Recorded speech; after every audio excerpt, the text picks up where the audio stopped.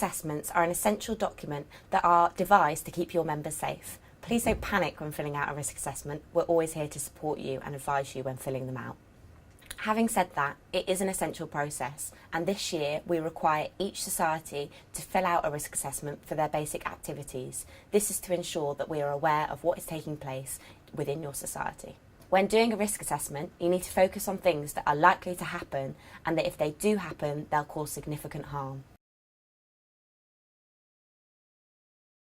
One of the most common hazards with student activities is slips, trips and falls. Another risk for society trips is theft. My pineapple! Another hazard associated with student activities is alcohol. Would you like some water? I'm on sober duty. To avoid losing someone on a trip, please make sure you have a designated meeting point, you have a telephone number for a committee member, you always stay in pairs, but if someone does go missing, please make sure that you return to Loughborough and you inform the VP societies. Another hazard associated with student activities is adverse weather conditions. When dealing with food, please make sure that if you're providing the catering, you have a food hygiene certificate and that you're aware of any allergies within the group.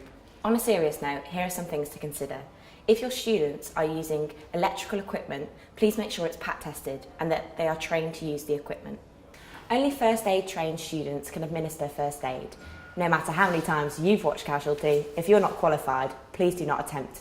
In the event of an emergency, please call the emergency services and seek professional help. Please also call the out-of-office telephone number to inform us here at the office. If any incidents do take place on your trip, please fill in an accident form as soon as you can. When using transport, please make sure that you use a reputable bus company. Please make sure that all members wear their seatbelts and don't allow alcohol on the bus because this increases the hazard. Now to go through the 5 steps of risk assessments. Number 1, identify hazards. That's like the slips and trips that we mentioned earlier. Number 2, decide who might be harmed and how. This may be your members, but if you're going out and about, it may also be the general public.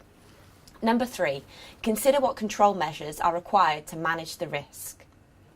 Number 4, communicate the risk assessment to your members. It is important that they know what controls that you've put in place to avoid anything happening. And number 5, review and revise. If anything has happened on your trip, it is important that you go back to your risk assessment and think about how you could avoid this next time.